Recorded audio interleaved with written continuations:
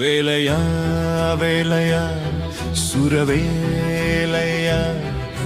சூரனை கொண்ட அக்னி வேலையா தெய்வம் வேலையா தீரவேலையா அசுரன்